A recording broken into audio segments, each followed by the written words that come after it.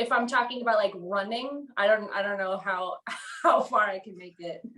I have this thing about when people are chasing me, I freak out and drop to the floor like a bear or something.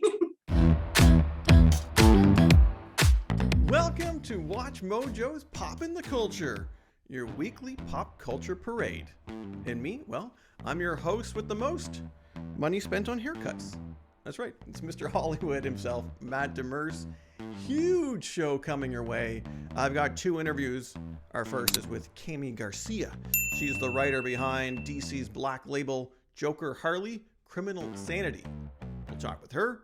Plus, I've got director Jon Keeyes and star Rudy Modine to talk about their movie, The Survivalist. That's all coming your way. But first, let's jump headfirst into those Hollywood headlines. All right, for such a big show, well, I brought out the big guns to help me break down some of the Hollywood headlines this week. Why, we've got the WatchMojo Lady herself, Rebecca Brayton, is back with us. Hello, Rebecca. Hello. And hey, I'm great. But guess who else is joining us? Good friend of ours, the man in charge of all the WatchMojo podcasts. Why, it's Frank Pavane. Hey, Frank. How are you doing, Matt?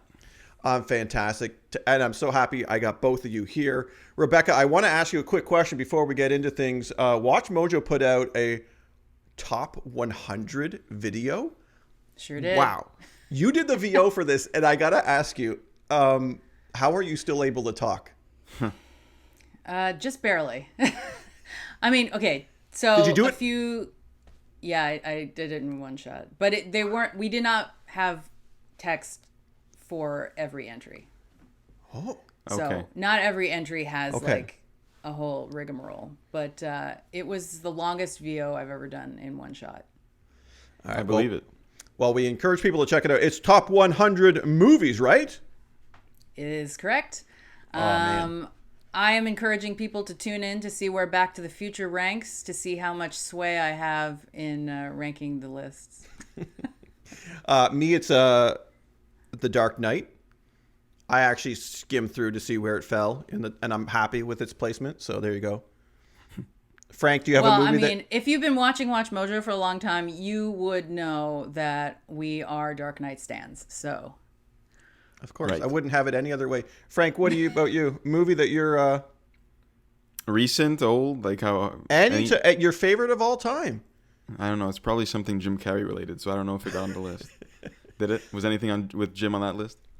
I want to say yes. I just can't think of what. Okay, so if wherever that movie lands, that's what I'm a fan of. So. I feel like The Mask might be a good Jim Carrey one. Okay, well, we'll watch it and we'll talk about it on a future episode, I'm sure. Rebecca, because you're here, I had to throw in some Spider-Man news because I know you and Tom Holland have quite the thing. Yeah, we're like this. But here's the news, and this is pretty big, guys. I mean, Disney can't stay out of the courts. They're going back to filing some lawsuits, and this time it's to keep full control of some of their most iconic characters, including Spider-Man, including Iron Man, Doctor Strange, Black Widow, and Captain Marvel. So these aren't just small characters. Oh, is that all?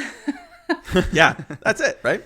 These are the big guns. So who's the lawsuit against? Well, it's against some writers and artists, the heirs of those creators who are trying to take some of the ownership. And what this means is if they win, well, we can still get those movies. However, Disney would now have to split the profits. And we know that they don't like doing that. Stan Lee's brother's involved, isn't it? There's a lot. Yeah, there's a lot. A lot of heirs, because obviously these writers and creators and artists are no longer with us, so it's the families, right, that are really that are putting this forward. So, I mean, the question is, who's in the right here? Who's in the wrong? Will Disney ever give up full control? Rebecca, what's your take on all this? I mean, I don't want to just like automatically side against the giant corporation that owns everything in the entire world, but it's hard not to. You know what I mean? Like, they just, they have so much money and they have so much bandwidth to make franchise after franchise with different properties that, splitting the proceeds while it would be a significant chunk of money. It's a lot more significant to the families of those artists than it is to Disney. So, you know, if these are people who did not get their due when they were alive, it's hard to fight against the artists. So I'm siding against Disney. Don't tell them. I'm sorry. And it would, right, like, even though it's a considerable chunk of money, I'm sure at the end of the day, it is still, like you were alluding to, a drop in the bucket for Totally. A corporation, an entity so large as Disney. Yeah, I'm with you. It's hard to side against or for them, I mean. But yeah, it's Matt, like, when you read this, is it commonality in Hollywood for this to happen? This happens often, doesn't it? It's not the first time. Yeah, I was actually going to mention this. It's actually the same lawyer that representing these heirs who went against DC and Warner Brothers for the rights, ownership rights with Batman and Superman. Those were settled outside of court, so it never really went to the highest. They actually almost went to Supreme Court at one point.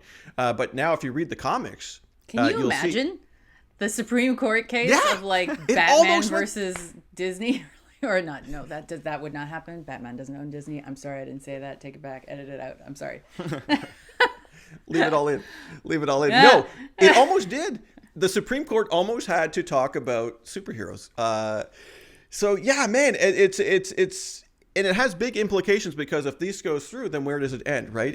Any character out there, the heirs will now have a say in whether or not they can get some of the profits. So big stuff, and I mean, Disney and Marvel, they do not want to lose those characters, especially Spider-Man, which I think is kind of their holy grail. Wouldn't you say? I feel so bad for Tom Holland. I was like, who does he have to drunkenly call this time? Right. Can you imagine having to go through that twice? Yeah. Yeah, no, Tom Holland had to go through this with it. Rebecca's talking about the stuff with Sony and Marvel share the movie rights. And Holland was kind of playing peacemaker. So yeah, he might have to pick up a phone call and peacemaker. I'm quoting him when he said he drunkenly called up, I don't know who, Kevin Feige probably. Yeah, probably. To be like, please don't let me leave the MCU. Oh my God. I can't imagine. I can exactly imagine what that phone call was like. Anyway. Yeah, you guys are like this. I mean, you knew what that phone call was like to begin with. Of course. Yeah. I was on the other line. So, and Marvel, I mean, we're still waiting to see what happens with the Marvel Black Widow, Scarlett Johansson lawsuit. So their corporate lawyers are very much busy at this time. So we'll keep everyone abreast, but I want to know. But can I just say, sorry, the lawyer, like the fact that it's the same lawyer, that seems like he's just going to the families of people who, do you know what I mean? Like he's kind of an ambulance chaser in this milieu. I don't love it. I was even reading. Take a side. I was reading the article that the New York Times published, and the way they reference this lawyer is like a high-powered LA-based lawyer. Like this guy could really push the needle if that's what they were getting at. So hopefully he's not as good at his job as he's claimed to be. But anyways, let's see what happens. Let's see what happens. Yeah, no, I understand what you're saying too, Rebecca. So I'm interested what people out there think. I think the court of public opinion is siding with the creators, and Marvel and Disney are evil and not sharing. So we'll see what's out there. I want to move on because we are so close to the next James Bond movie. Oh, I love me some Bond. It's the final Daniel Craig Bond film, No Time to Die. It's been delayed. We're finally going to get it, fingers crossed. But the question now is, who will be the new Bond? Because this franchise isn't going anywhere. Daniel Craig says it should not be a girl. This was a question that was posed to him in an interview. He says that there should be other parts written for... Yeah, I think... Sorry, may I interject? I feel that was sensationalized. I don't feel like the headline is Daniel Craig doesn't think Bond should be a girl. P.S. The word girl in this scenario is very offensive. It was taken out of context. But that was the headline, well, though. No, I'm not even saying it was taken out of context necessarily. I'm just saying, like, it's clickbait. It was. Right. But that was exactly the headline. That's what got me to read it. I know. But I want to punch whoever wrote the headline. But what he's saying, and if you look at his quote, there should simply be better parts for women and actors of color. Why should a woman play James Bond when there should be a part just as good as James Bond, but for a woman. So that was the full quote from him. But I mean, the question now is, who should be the next James Bond? Should it be a known actor? I have one that we all know. Or should it be kind of someone that we don't know? Frank, someone come to mind? Well, I'm more interested in who you think it should be, and then maybe I could just rebound off of that. I see. You want to piggyback on my pick. Mm-hmm. Well, We'll see. I'll share Tom Hardy. Tom Hardy. Yes, we know him. He's in the new Venom. He's so versatile, is Tom Hardy. Look at him Peaky in Blinders. Yeah, and as Bane. Oh, I'm 007. He could do wonders, Rebecca. And he... No, that was no shade at all. He's a great actor. And he takes chances. I think he would bring something new to the character, just like Daniel Craig did. And he's got, he's able to transform his body. He can get physical. And he's a good actor. I think that would be great. But some people say it shouldn't even be a known actor. It should be someone plucked out of obscurity. Rebecca, what says you? I feel like everybody I'm thinking of is a bit on the more aged side. Oh. I don't know how old Bond is supposed to be, if I'm being perfectly honest, but That's a good question. I don't know, like Tom Hiddleston, Christian Bale, but I was they're all thinking that kind one. of like older. I think it would be interesting, actually. I mean, if we had Idris a young- Elba, but if we're only, That's a good one. I mean, he'd be fantastic. Yeah. Yeah, no. I think it'd be interesting if we had a young Bond. Wouldn't that be cool too, to spice it up, rather than the traditional? I'm kind of for that though, and you launch another actor's career right with this type of role, and not just give it to someone who's mainstream or older and more established. Like I feel like you could have a home run hit if it's someone who's young, a little lesser known, but if whoever it is kills it, boom, there's your career. Like Tom Holland, right? Right. I think he's a little young. No, I was just saying, like him as Spider-Man. Yeah. Here's Here's another question for you: does Bond have to be of a certain appearance? Like, does he have to be a brunette, a darker No, feature? because they kept calling Daniel Craig Blonde Bond Yeah, Right. when he was cast. They did not like it originally, if you'll recall, but yeah. I didn't like it because I'm dark-haired, and I'm like, no, James Bond has to look like Sean Connery. He has to be dark featured like Pierce Brosnan. And then we had this blonde Bond, but then watching the movies, it completely worked. To Frank's point, it doesn't need to be like that. And I think they might play with ethnicity, right? Look at Idris Elba. Another option here that just got me thinking. He's also very much established, so it's going against what I just said. But Alexander Skarsgård kind of has that, the looks, the physique. I don't know how he could do it in more of a physical role, but interesting. Yeah, it's Lee Pace. What about Lee Pace? Yeah, actually. Okay. Anyone? No, I don't know. I'm just gonna keep throwing out names. No, I'm sure they've been crunching that list the studio has, trying to narrow it down, and they'll have someone for us soon. But it's always interesting to kind of look at what direction they could go, because listen, they don't want to mess it up. This is a franchise that's been around for a long, long time.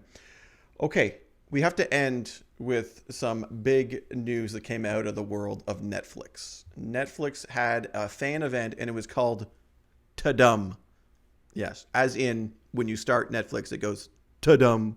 No, that's what they called their event. Tudum.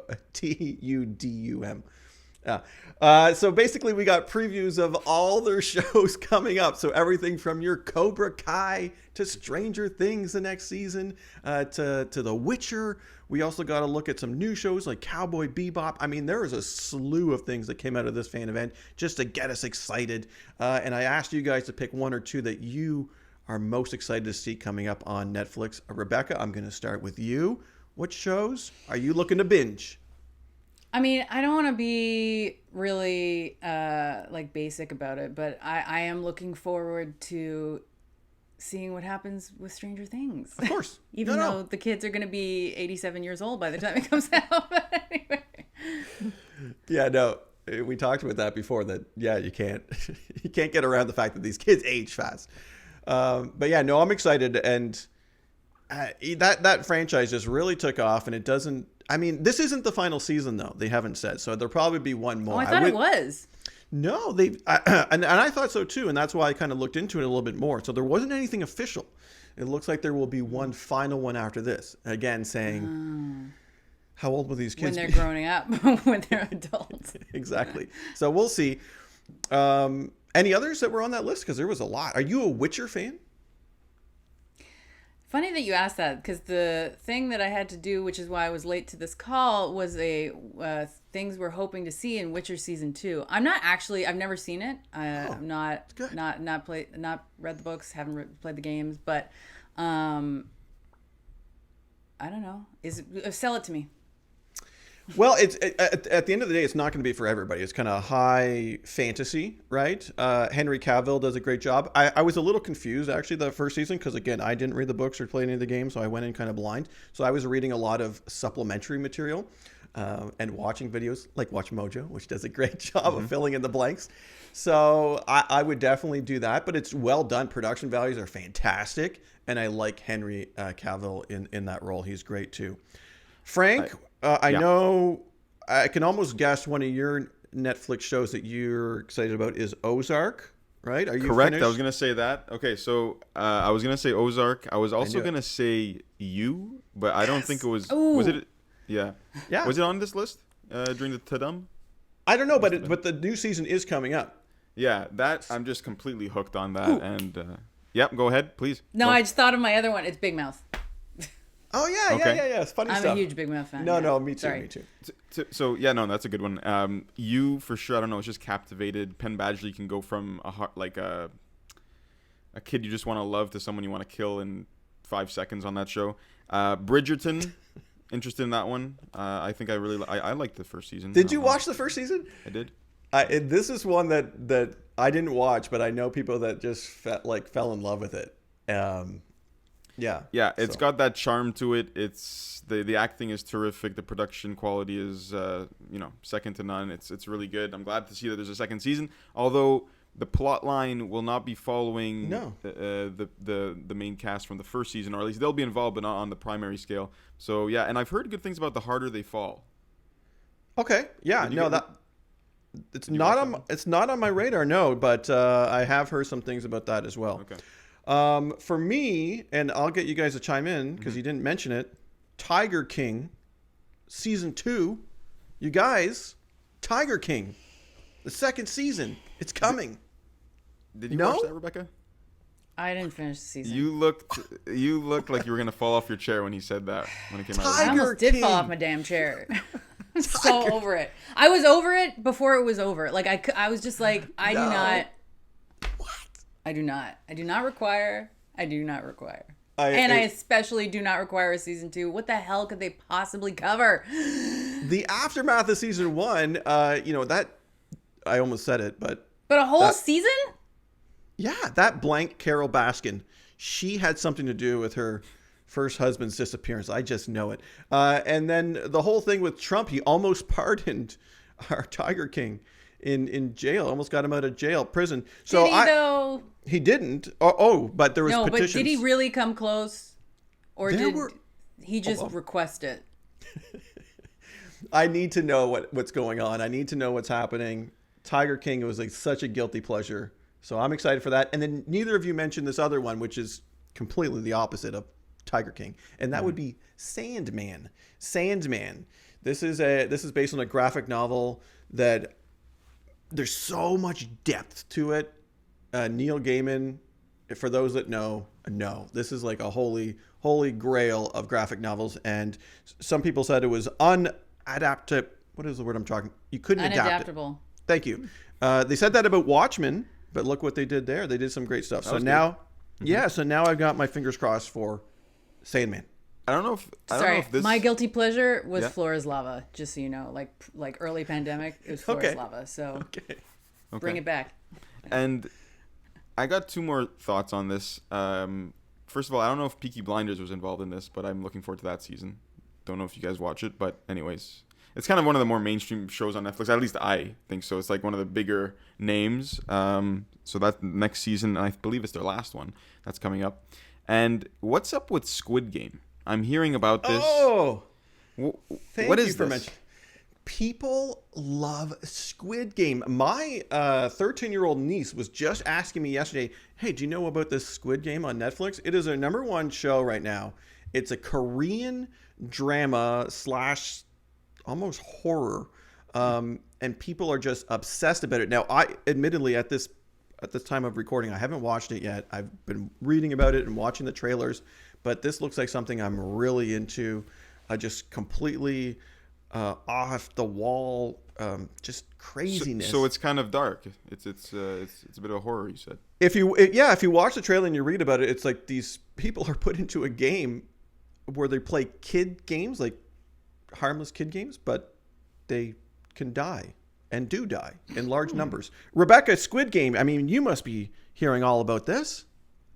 I saw it on Netflix. It's the only, I honestly don't know anything about it. This is the most I've heard. Oh, wow. Okay. You're going to hear a Yeah. lot. Trust me, the word of mouth, and if you go online on your Twitter machine and everything else, you will hear that that train's coming. The Squid Game train is coming. People are loving it. So, All right. If we could just mention one more show that I could give an honorable mention to, because all the thoughts are flowing here. Netflix Clickbait. Have any of you heard of this? of course. Yes, I watched it. It's bad. You don't like it? It was so bad. Oh my God. It was I mean- 100% bad. I don't like to shit on things. Excuse me. Am I allowed to swear? I'm sorry. I don't Please. like to because people put effort into these things, and like it was, but the story, ugh.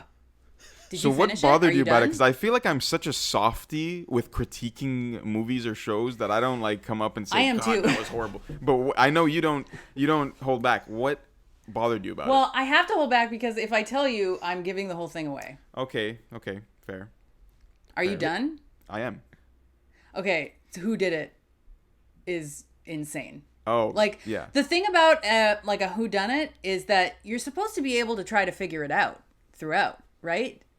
And that comes completely out of left field, and like in a bad way. I can't explain. Like the way I'm describing it, it sounds like it should be good, but Right, it's not. right. Like it, Because- and also I feel like there are lessons I was supposed to be learning, but I was not learning them.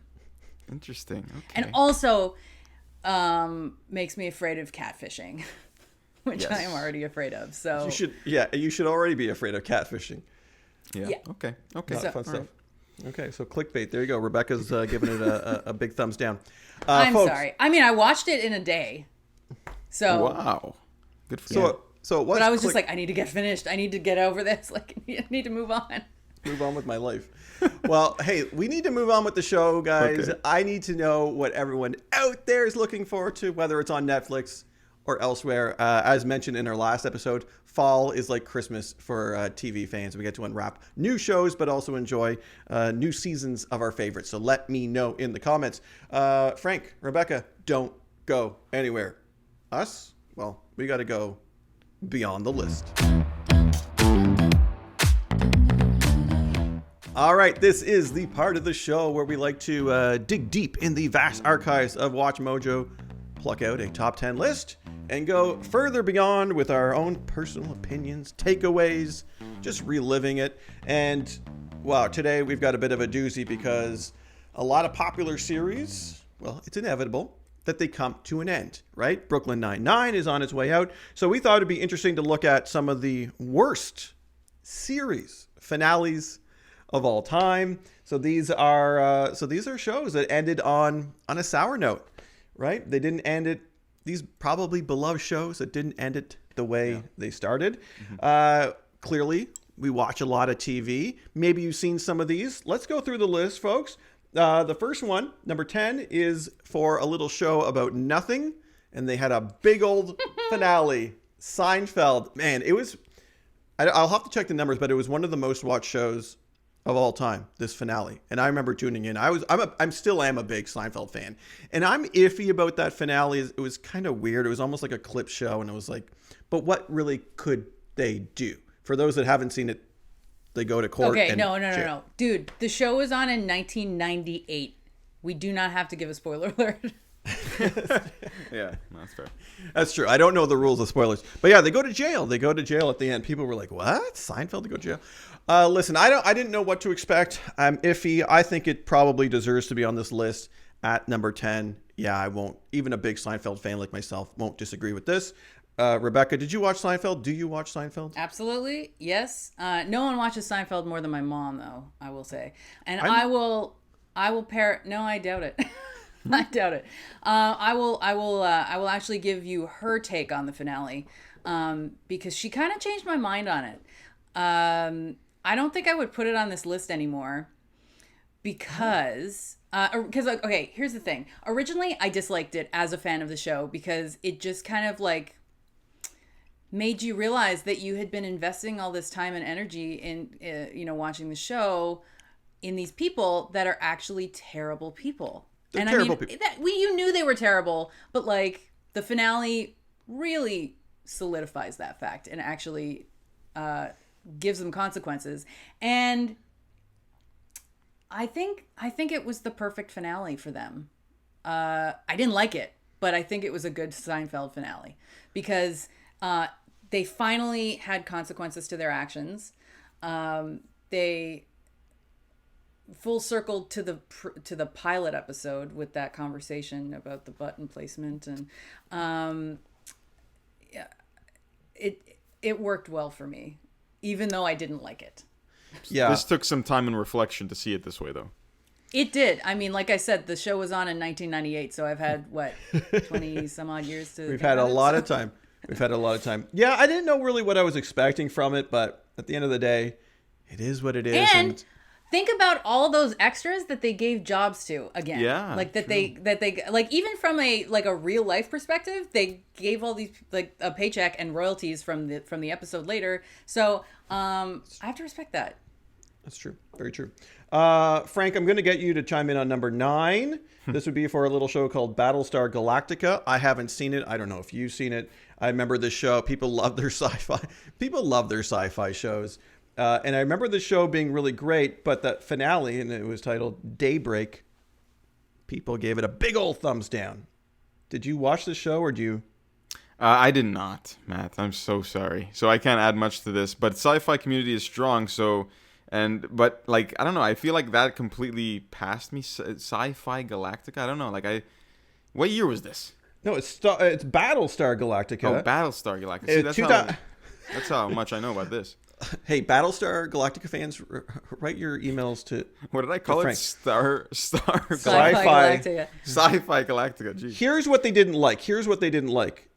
That there was so many questions left unresolved that they didn't even try to resolve it. And I can see how that would be pretty frustrating in a show. But I mean, does a show need to nicely, wrap everything up, or can they leave things up in the air? I think they can. I forgot to look at the list, so I don't know if this is coming. But if Quantum Leap is on this list, I have things to say. Okay, to I think what it you is. just said. Okay, good. And I thought you were going with another show, and it's also on the list. So I think maybe that will tie in. Yeah, I a think lot? I've got some words to say about that one, man. There'll be a little bit of a theme here. Okay, let's move on to Quantum Leap is number 8. Okay, perfect. I have thoughts. Mirror Image was the name of that finale. All right, let's get Rebecca's thoughts. Quantum Leap, hit us. Okay, so Quantum Leap is a show about a scientist who time travels and gets stuck time traveling, and he leaps into other people's bodies and he kind of lives their experiences until he solves whatever problem he's there to solve. And but he's stuck. He can't get home. And the only person who could get him home is him, but he can't because he's not there to do it. And so the show got canceled unexpectedly. So the finale was, to be fair, the finale did feel like a special episode. They definitely, it wasn't like a normal episode of the show, then it just happened to end. But the finale ends with a title card that says Dr. Sam Beckett never returned home. And I was like, you know what? I could have done with not knowing that and like just kind of coming up with my own. He figured it out and he got home. I did not need to know that he never got home. Because every time I see it, I just get really annoyed and mad and sad. You would have rather just. Come I up would with rather your just. conclusions? Yeah. Yeah. Like a Shutter Island. Was he insane? Was he a patient? Right, something like that. No, I thought Shutter Island was kind of definitive. Was it? Oh yeah, you're I thought right. it You're was. right. I think there's people who argue both ways. Yeah, you're right. That was a bad example. Anyways, whatever. Well, maybe I'm Inception. wrong. Inception with the turning. Inception. Did it fall? Did it keep going? Yeah. Okay, fair enough. Yeah, I'm with Rebecca. We don't need to do these, especially a title card. that's Oh my God. Yeah. No, I mean, and they also, he got Al back together with his wife, which means Al was never his co-pilot guy with Ziggy, and I really like Quantum Leap. Okay, I really like Quantum Leap. And the problem I have with the reason I call a finale bad is because it does not tie things up in the same spirit as the rest of the show. Yes. And I think that this one really failed in that regard. That's a But great point. I don't blame them. I don't blame the show writers because they got canceled. So what are you going to do? You have to figure something out. Yeah, no, they're under the gun. Absolutely right. If the finale doesn't kind of capture the spirit of what made the show great in the first place, that's a big strike. Number 7 is 2.5 Men, and the title of that finale was called "Of Course He's Dead." They're referring to Charlie Sheen's character. If you remember, well, you'd have to be under a rock living to not remember the Exodus. Or very young. Okay, that's true. Thanks for looking out. No, I'm not. I watched the show. Charlie Sheen was very much winning and left 2.5 Men in explosive fashion, and they brought in Ashton Kutcher to fill his spot. And then the finale, which I watched, was hinting that Charlie Sheen's character, who they said was dead, was coming back. And the final moment of the show is a Charlie Sheen lookalike. Yeah. That was cheese, man. And they dropped a piano on him. And then in the helicopter was the creator of the show, Chuck Lorre. And I was like, what? This is how... I mean, that's cheap. Isn't that a cheap way to end a show? Petty is a word I would use. Yeah. Yeah. I mean, forget about the Charlie Sheen. I mean, you already wrote him off. Focus on these other characters. I don't know. I agree. Did you guys give it a chance when Ashton Kutcher was in? I did. No. Okay. I did, but it wasn't another conversation then. I did, but it wasn't as good. It wasn't as good. You know, I agree. I felt like, because that was actually a show that I watched it like on a weekly basis, or I try to keep up with it. And, Charlie Sheen leaves, Ashton Kutcher is in. I respect Ashton Kutcher. I like him as an actor, I mean. So, like, I gave it a chance, but I feel like the appeal just fell off. Like, I didn't keep up with it after a few episodes in with him. I feel like the show was predicated on these two 80s stars being the stars of the show. Do you know what I mean? Like, they were both teenage, well, I wouldn't call them heartthrobs. Definitely, Ducky was not a heartthrob. But, and then Ashton Kutcher does not fit that. Yeah. I don't know. I'm sorry. I thought Charlie Sheen was funny. I think Charlie Sheen is funny. He is. He's got more charisma than so many people out there. Great delivery of lines. And yeah, that finale, you're right. Petty, cheap. But I agree with you. Get over it. Like, focus on live in the now. Yeah, anyway. No, for sure. All right, number 6. We're almost at the halfway point, folks. So these finales are going to get worse and worse and worse. The next one I think was just disappointing, and that was True Blood. This is a show that people loved, still do, but that finale, it was called Thank You, didn't hit the mark, and I think it had a lot to do with the relationships and how those ended up, and Sookie leaving with some random guy. Yeah. Did you guys watch True Blood? I watched it. My brother was a huge fan, so I watched from time to time. Rebecca, are you a vampire? I've never seen a second of it. No. Okay. No. Well, people want it to come back. They're doing a Dexter reboot. Mm-hmm. Obviously, that finale. Is that going to come up? I know it is. Yeah. People hate that finale, but now they're excited because it's coming back. People want True Blood to do the same. They want it to come back and kind of go back to the spirit of the show. So we shall see. All right, let's move on. Let's move on to the halfway point, which is Saint Elsewhere. This is the last one. Saint Elsewhere. What do you know about this, Rebecca? Yeah, I'll take this one as I am older. So I've never seen it, but I know enough about it. Saint Elsewhere was a medical show. Denzel Washington. I feel like there was a comedian. Oh, Howie Mandel. That's right. And it was a medical drama. And then the finale, again, really out of left field, if I'm not mistaken. It was kind of like a soap opera, like a primetime soap opera, I think.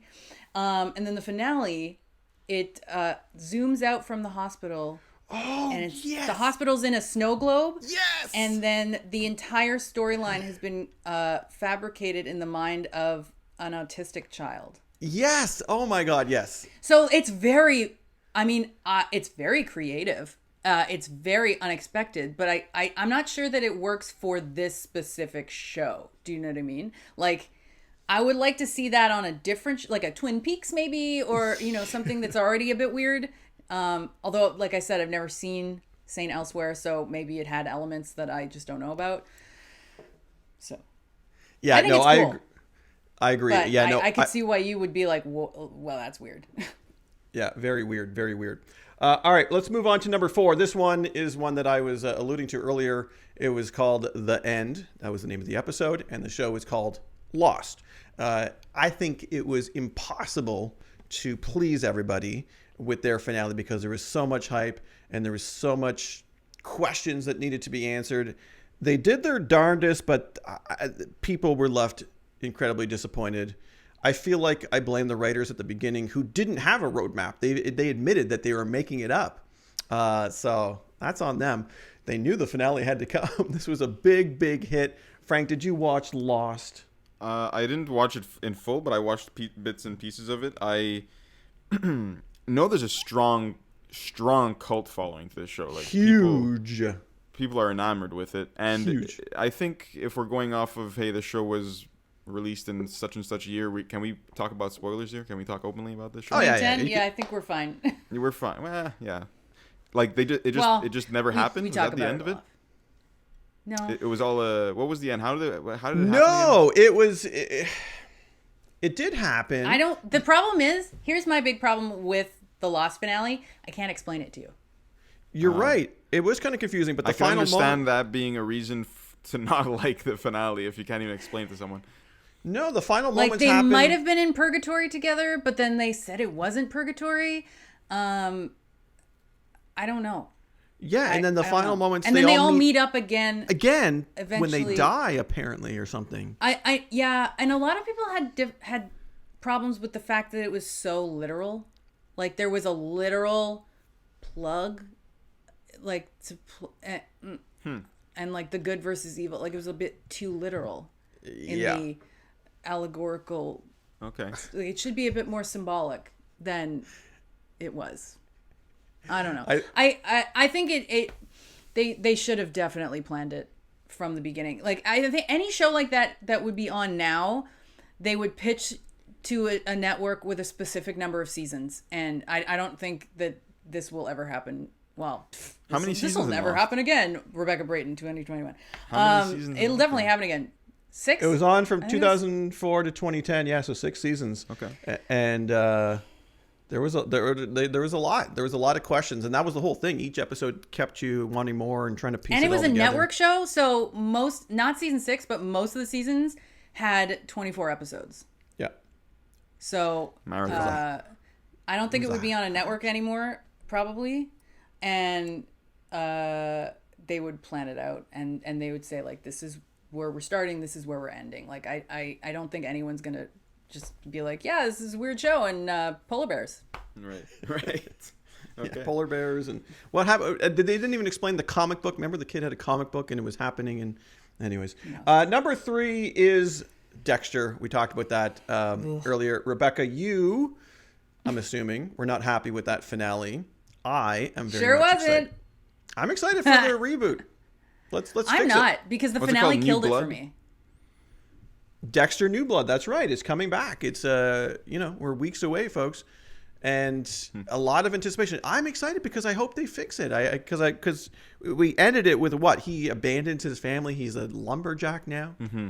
Yeah. So wait, are they retconning the finale or are they just continuing? The previews have him living in New York City. So how did he get there? What's happening? I don't know. Yeah, I haven't even watched a preview. That's how much I care.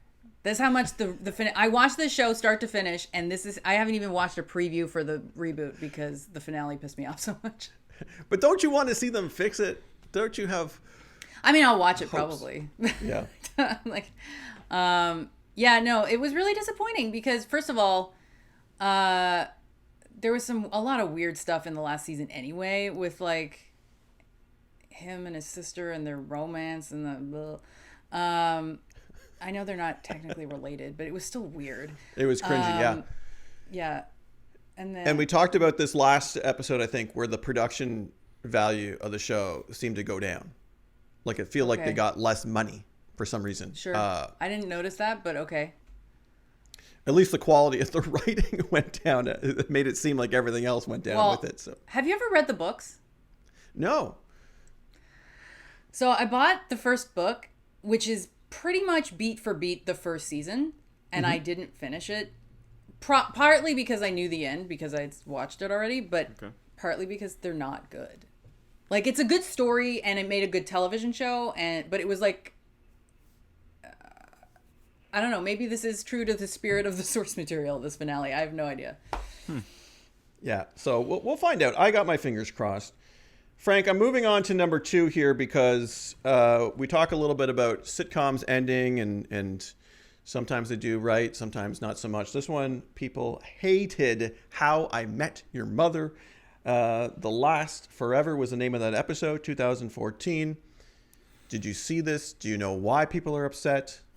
The mother was not who they wanted it to be, or there was a bit of bait and switch going down. The way that it was worded, at least in the top 10 list, and for people who want to go watch it back, please, it'll be here just above the screen but as a link. I mean, but people did like the character for a split second until it got ruined, or that's what. I can do this. Do I need to go off? You want to go word for word from the script? The problem was this finale would have worked had the show ended like 5 years earlier, because it was the planned finale from the beginning of the show, or at least from early on in the show, and because they had to film it with those kids when the kids were still young, because they did all that filming at the beginning of the show. The problem was they introduced the mother as a character in the final season. She was really cool, great character, only to kill her off in the finale and put him back with the girl that he spent like 9 seasons being wrong with. And she had another relationship that was more right than it. I think this is a solid number 2 on this. He did side to Rebecca this episode. I'm enjoying it.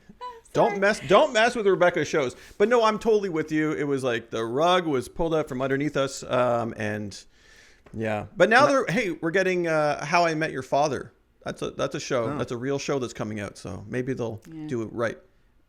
Matt, hit me with number 1. I could add some more stuff. No, I mean, it's obvious what number 1 is. But I would like to just talk about another sitcom really briefly that I didn't like the end of as well. Are you going to say... Oh, because I have one too. Go. You tell me yours. Mad about you. Oh, no. Oh, okay. I'm interested. Mine is Roseanne. Randomly. Mine was the first finale of Roseanne, which they completely retconned, where Dan died of a heart attack, and it was I get that. I thought it was good.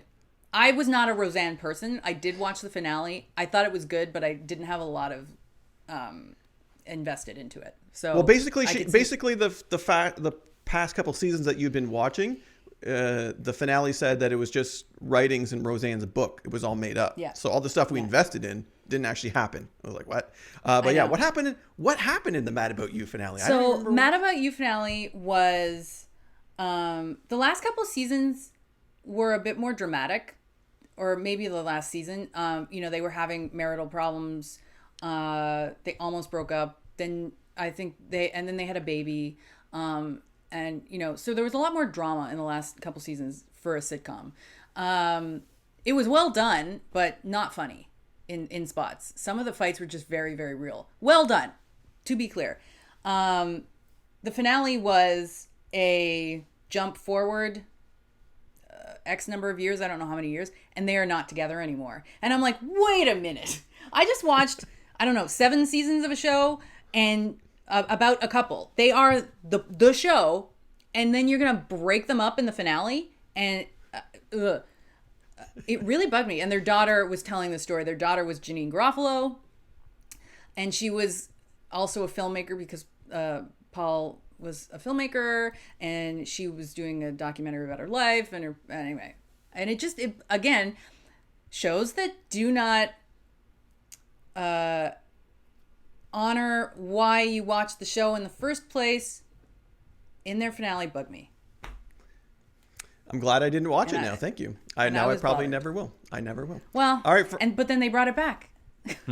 That's true, and I haven't been watching, so I don't know. Hey, Frank, you've got it. Number 1. I mean, we didn't have to say it, but Game of Thrones. It actually hurts me that we don't even have to say which one it is that at number 1. Wait, it's Game of Thrones? I thought it was The Sopranos. No, it's Game of Thrones. I like the Sopranos wasn't even in an honorable mention because it's good. The Cut the Black. Come on, that was great. All right. No, Game of Thrones, Rebecca. The final season. I thought it was great. What I was gonna say, was like, it pains me that this one is undoubtedly the number 1 on a bad endings or finale list, is because the show was just so terrific, like up until that last season, and I am just a huge Game of Thrones stan and fan, and it hurts me. And maybe with time and reflection, like Rebecca has 20 years later with Seinfeld, I'll come to the conclusion that, Jon was meant to go beyond the wall with the wildlings, and that water bottle that was on that scene was meant to be there, and nothing was rushed, and all that stuff. Maybe I'll come to that conclusion. But right now, after separating myself from my fandom, it was really rushed and bad and poorly executed and not so cohesive. And if I may say, the only one ending that I really enjoyed, even though it was a secondary character, was the Hound. I felt like his ending with his brother was good, right? He battled all those years to kind of be like the big dog in the Clegane household, but Sandor was always the psycho brother that took everyone's attention away from him, and he just ends up killing him and falling into a fiery pit. So anyways, I like that part, but the rest sucked. I'm glad you used the mention rushed, because I felt like that season was rushed, and then I feel like had it been a longer season, more room to flesh out things and get to those finales, it could have been improved. But yeah, Game of Thrones forever on people's well, it kind of goes back to what you said about the writers and directors to Lost, right? Like they had gotten to a point where it's like, oh well, we kind of have to come up with an ending here. Same thing happened to Benioff and and the team, because the books had run out. So they were like, I mean, I think George gave them his ending, but he's like, hey, you get there on your own and I'll get there on my own. So there was obviously a bit of I don't know, indecisiveness. I don't know, rushed. Everything was rushed though, because they were committed to the last season. I felt like it could have been a show that kept on for another year or two to kind of extend it and play it out properly. I don't know if there's people who were just sick and tired with Game of Thrones. I definitely was not. So I could have enjoyed another season. I'm happy that the new show, the prequel, is coming up. So Rebecca, you're awful quiet though. What's your opinion on this? Like, do you like the show or in its entirety? Okay, so I watched Game of Thrones. Yeah. Mostly just to be part of the conversation, to be honest with you. Like, it was never my show. So I wasn't as invested in it as most people. It was disappointing the last season, but I wasn't like, I was like, okay. I was very like, I was indifferent. Mm-hmm. Yeah. I was pretty indifferent. I think if it had been better, I could have gotten excited about it. Right. But yeah, yep. Just people weren't having it. They weren't having it. But maybe after time, people have come around. So I want to know, have you come around to the Game of Thrones finale, folks? Well, yeah, but okay, here's the thing. We used to cover Game of Thrones. We used to do so many Game of Thrones lists. We had so many prepared for the finale. We put them out, but people were just like, no, I'm done. We don't care anymore. It like interest in Game of Thrones dropped off immediately. It hurts, man. It hurts. Off a cliff. We'll see how those new shows do because there's more than one. Frank alluded to it. There's actually a couple that are in the pike. So we'll see how it happens. Hey, listen, Rebecca, Frank, this has been amazing discussions today. So thank you guys so much for joining me on the show. Wait, I want to talk about my one good one. Okay, fine. The one good ending? Yeah, no, it's not the one good one. I really like the ending of Will and Grace originally. That's it. Frank, do you have a good... Ended, Never watched Will and Spirit of the Grace. show worked. Okay, Frank, what's your finale that you liked? I'll give you one last. Wow. Jeez.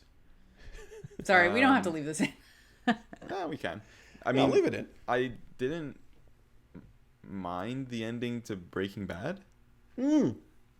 Thank you. I love the ending to Breaking Bad. I thought it was great. Yeah, thank you for mentioning that one. That was actually mine. You stole mine. Oh. What's your runner-up? My runner-up, Melrose Place, because I love anything Heather Locklear. No, I don't know if I have a runner-up. Sopranos, for sure. I know Rebecca didn't like to cut the block. I thought it was brilliant. I don't care. I mean, I didn't automatically think he died. They now Apparently say... I am dumb. No, Dave. That's up. They left it up to us, but the guy that wrote it and the guy behind it, David Chase, is saying that, yeah, that was the end. That was the end for old Tony. All right, folks, we got to move on because I've got not one but two Mojo Chats of the week. This is a huge show. I'm kicking it off with Cami Garcia to talk about her DC Black Label graphic novel. She's an award-winning writer, and her book, Joker, Harley, Criminal Sanity, is now collected in a hardcover, and I can't wait to talk all about it. Cami Garcia is here. Hey, Cami, how are you? Hey, how are you? I'm fantastic. You know what I love? I love me some Joker. I love me some Harley Quinn, right? These are characters that have been around. Well, especially the Joker's been around forever. Harley is recently, her popularity is skyrocketed through the roof. Now, in your book, which is part of the DC Black Label, it's a different twist, different take on these characters. And I want to talk all about kind of the research that went into it. But let's start with those characters. Why or what was important about them for you that you wanted to tackle it, that you said, okay, I got something to say about Joker. I got something to say about Harley. So I love procedurals, mysteries, serial killer stuff. And I was considering doing an adult serial killer novel. And I've always considered, like, Joker is to me one of the scariest killers. And when DC, I was doing the Teen Titans for them. It hadn't come out yet, but they were asking for more pitches for young adult. And I wanted to do Joker. I wanted to kind of tell the story of how, you know, a regular kid with who's a psychopath turns into a monster, but it was very dark, obviously, for a teen audience.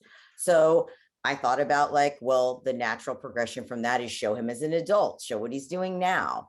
But I really wanted it to feel realistic. And I also love Harley. So I thought she's a clinical psychiatrist. A lot of times they study behavior analysis and work as profilers, as consultants with police departments. So she seemed like the perfect person to hunt him. Yeah, no, it really was. And yeah, for those that aren't familiar with the DC Black Label, not for kids, not for teens. These are very adult books, which is great because you get to step outside the lines, right? You don't have to play by the canon.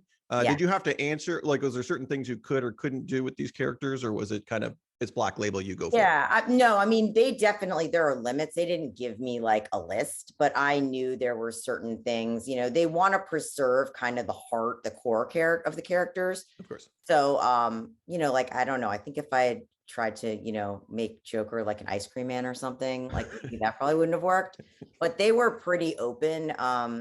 Because they knew what I really cared about was not breaking kind of the mystery of Joker, but just turning this into a very real take, where it felt like kind of like you're reading a crime thriller set in Gotham, where the killer really could be out there.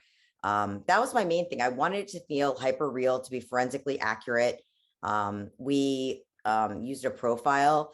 I had a consultant, and he developed a profile, like an actual profile, as if the Joker were a real person. And this is fascinating. This is fascinating. Yeah. Okay. So who is the real person that did this profile? So I worked with a consultant. I have an X-Files book that became canon for X-Files by Chris Carter. And it also had a serial killer in it. It's set in DC in 79 when Mulder's a teen, and he is kind of unraveling a mystery. And it is a very accurate serial killer story also. So I used two consultants, Dr. Ed Kurtz and Dr. Tom Sixby. I know Tom really well. And they kind of checked everything to make sure that I was, my serial killer stuff was accurate and my signatures worked. So Ed is also a DC fan. So when I started doing Joker, I asked him if he would be, the official consultant and fail-safe to make sure that he's a clinical psychiatrist, so that the psychiatry was accurate, but most importantly, the behavior analysis, so that if because the thing that you bring a profiler in for is they have a level of expertise where they can look at the murder scene and figure out what type of person would be doing this. It's based on a categorization system that was developed for VidCap. And so, she comes in and does that, but I needed a real person to tell me, no, actually that, part of the profile you want to add is not accurate, because what I really wanted was for it to be real. And in the secret files behind you, Dr. Kurtz, he co-wrote that one with me because it's part case file and part like Joker kind of journal. And he wrote the case file parts, like the doctor parts. Yeah. And he worked as our consultant on the whole series. So he helped make sure that things circled back to that profile. And we got that really like a realistic feel of Joker and Harley. Yeah, no, it's great. And if you ever wanted kind of an authentic story with those characters, this is the book for you. Now, do you have a favorite? Because there's so many iterations of Joker and Harley over the years. And I think that's kind of what's great about these characters is you can do so much with them as long as you stay true to kind of the heart of them. But there's so much material, even just seeing it with the movies. Do you have a favorite Joker? In media, my favorite Joker is Heath Ledger's Joker, because even though he acts, really off, and he acts like he would be, quote unquote crazy, he clearly does not suffer from delusions or hallucinations, and which is the definition of being psychotic. So he's very depraved and sick, but he knows exactly what he's doing, and he's super smart and hard to catch. I also love Batman Damned by Brian Azzarello and Lee Bermejo. And even though he's coming out of Arkham, it has a gritty realism from the dialogue. I mean, Lee's art is obviously exceptional. And I feel like that, and he blurbed our book. He gave our book a quote because he thought that, Mike Mayhew and Miko Swan and Jason Bedauer, the artists on the book, are incredible. And, in a graphic novel, in a comic, the art is what is the narrative voice. It either brings it alive or it doesn't. And I love the fact that in Lee's also, and Brian's, I felt like, Joker could be, like you want to lock your door. He could be out there. It's very creepy, settling a score.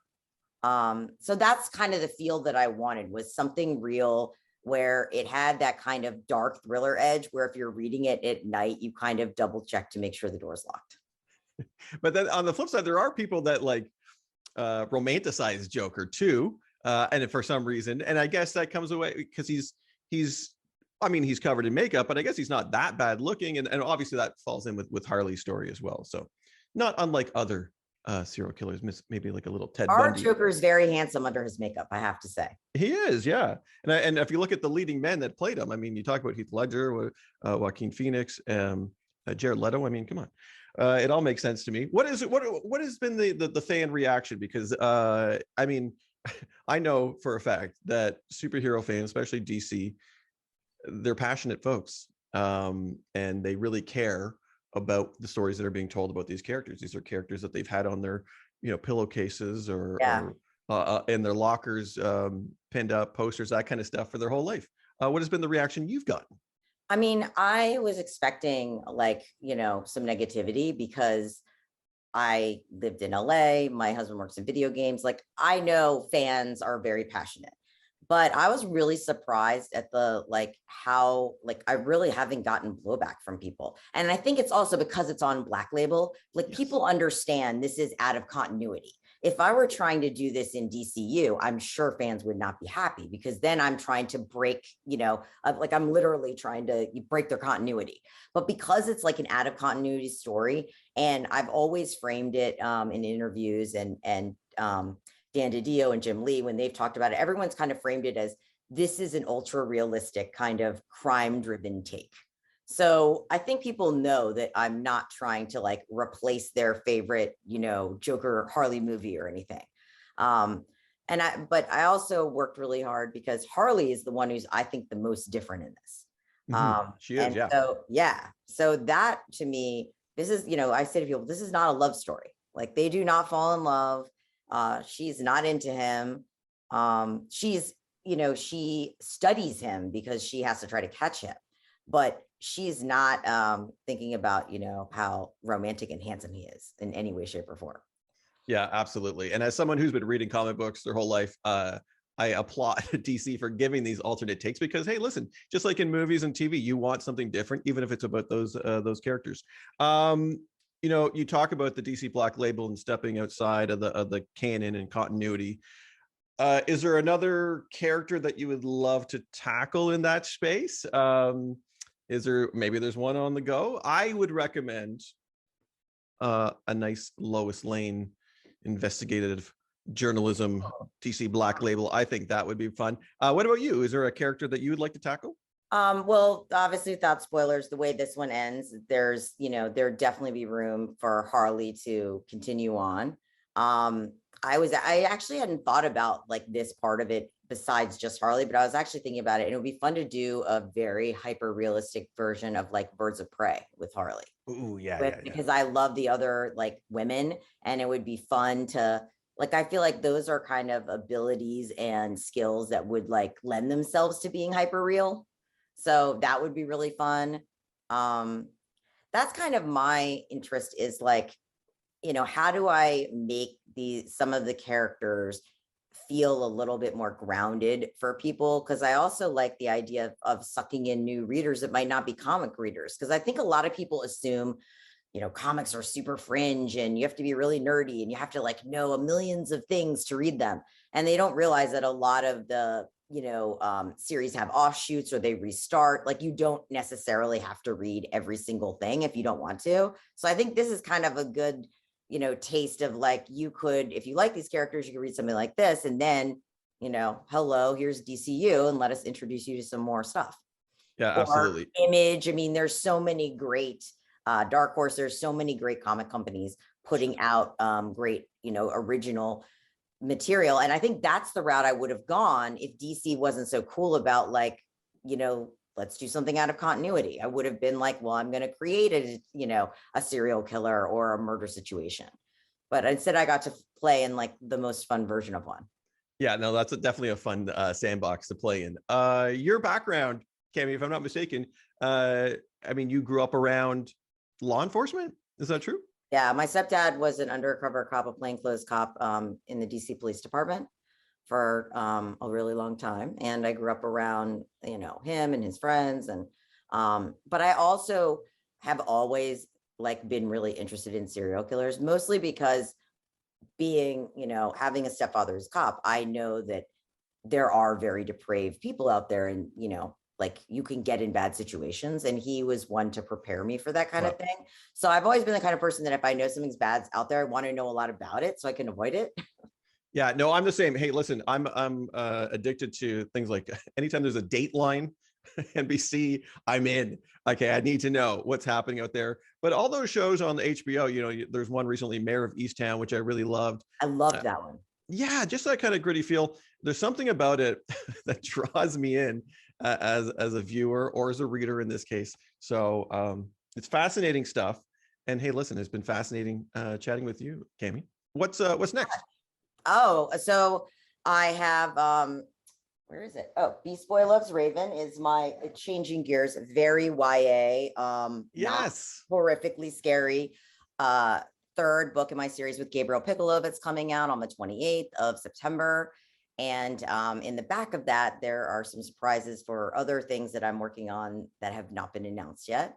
I have a cool Audible original coming out with coincidentally Sam Humphries, who did a DCU run of Harley Quinn, and Gwenda Bond, who is she actually has done Lois Lane. You should check her out, but it's prose, it's still amazing. So I'm kind of like, the fun thing about getting into comics was it kind of opened up a lot of other kind of storytelling paths for me. And as somebody who's really visual and loves movies and TV, it's fun to work in mediums that have art. Amazing. Well, Cami, I'll be checking it all out, and we hope everyone out there does as well. Thank you so much for joining us today, and Poppin the Culture.